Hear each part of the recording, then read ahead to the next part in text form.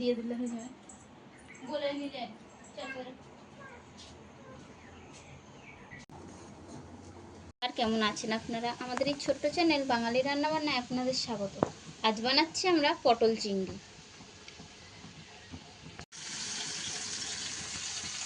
আমরা পটল আর আলুটা ছোট ছোট করে কেটে নিয়েছি।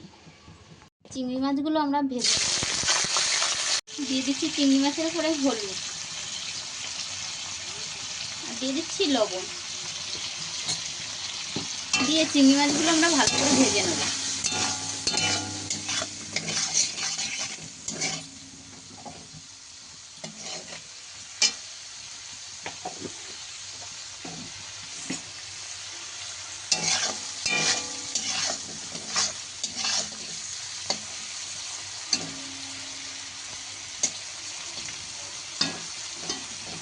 চিংড়ি মাছটা ভাজা ভাজা হয়ে গিয়েছে, এবার এটা আমরা তুলে নিচ্ছি।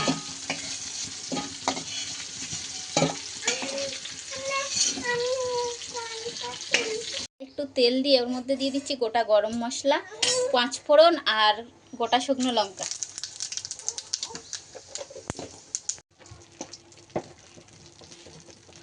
এর মধ্যে দিয়ে দিচ্ছি পেঁয়াজ,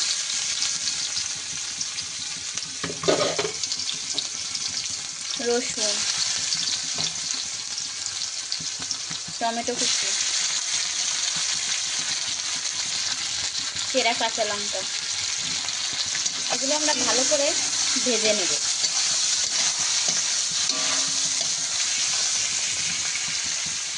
হয়ে গেছে, এবার এর মধ্যে দিয়ে দিচ্ছি লবণ,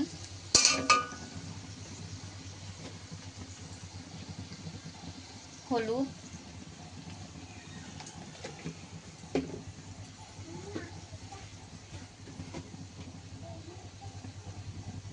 লঙ্কার গুঁড়ো,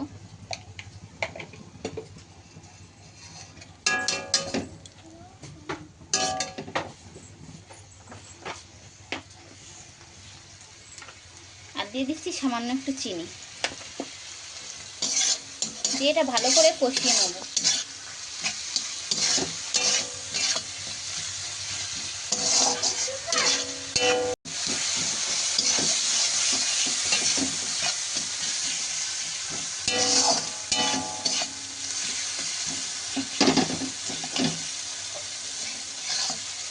দেখুন মশলাটা তেল ছাড়ার মতো হয়ে গিয়েছে। এবার এর মধ্যে দিয়ে দেবো কেটে রাখা পটল আর আলু।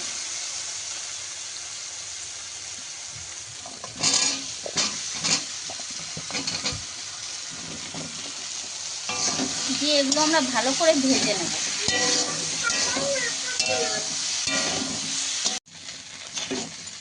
ভালো করে আমরা পটলগুলো ভেজে নিয়েছি। এবার এর মধ্যে দিয়ে দিচ্ছি ভেজে রাখা চিংড়ি মাছ, দিয়ে আবার সবগুলো একটু ভালো করে ভেজে নেব।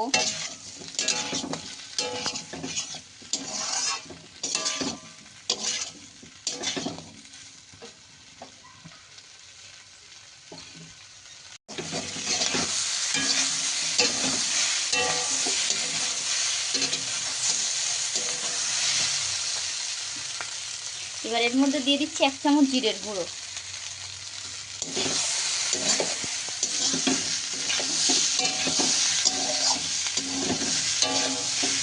দেখুন আমাদের সব কিছু ভাজা হয়ে গিয়েছে। এবার এর মধ্যে দিয়ে দেবো জল,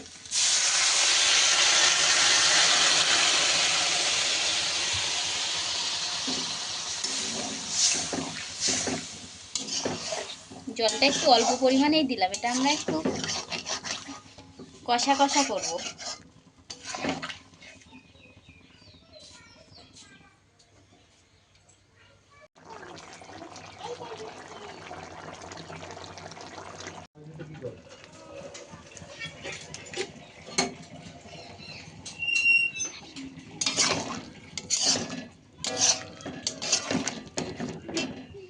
আমাদের পটল চিংড়িটা রেডি হয়ে গিয়েছে, আমরা নামিয়ে নিয়েছি। আপনারা চাইলে বাড়িতে একবার এইভাবে বানিয়ে দেখতে পারেন, খেতে কিন্তু এটা খুবই সুস্বাদু হয়।